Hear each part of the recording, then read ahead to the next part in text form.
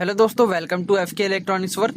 तो आज की इस वीडियो में मैं आपको इस माइक्रोटेक इन्वर्टर के बैक पैनल की जो स्विच होती है उसकी सेटिंग के बारे में बताऊंगा।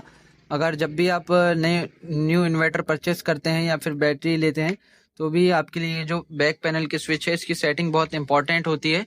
तो देखिए, ये माइक्रोटेक का EB900 मॉडल है। इसमें एक EB1100 भी आता है, 700 भी आता है।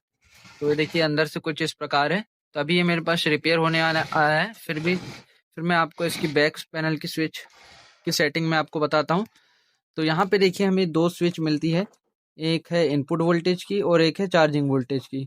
तो सबसे पहले यहाँ पे हम इनपुट वोल्टेज में देख लेते हैं। यहाँ हमें दो ऑप्शन मिलते हैं, एक नैरो का और एक स्टैंडर्ड का।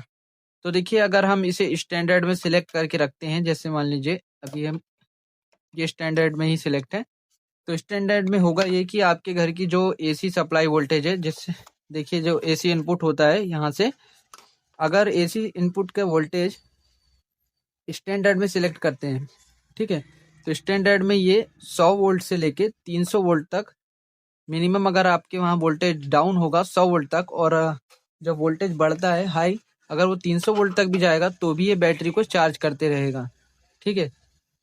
और यहाँ पे जो ऊपर वाला स्विच है नैरो, जैसे हम इसे नैरो में सिलेक्ट कर देते हैं तो नैरो में ये 180 वोल्ट से लेके 260 वोल्ट तक बैटरी को 180 से 260 वोल्ट AC सप्लाई आने आएगी, तो भी ये बैटरी को चार्ज करते रहेगा। और मान लीजिए 100, आपने इसे नैरो में सिलेक्ट कर दिया है और सप्लाई 180 वोल्टेज से नीचे चली गई, तो ये UPS मोड पे आ जाएगा, यानी बैकअप मोड पे आ जाएगा इन्वर्टर।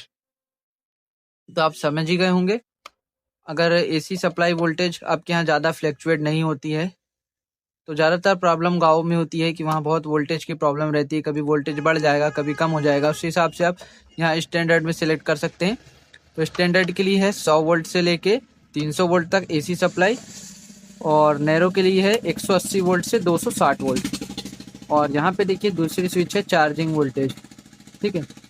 तो ये इसका भी मैं आपको बता देता हूँ। यहाँ पर भी आपको स्टैंडर्ड और हाई का जो ऑप्शन मिलता है, अगर आप इसे स्टैंडर्ड में सिलेक्ट करते हैं, अगर आपके पास बैटरी 100 एम्पियर या उससे कम की है तो आप इसे स्टैंडर्ड में सिलेक्ट रखिए।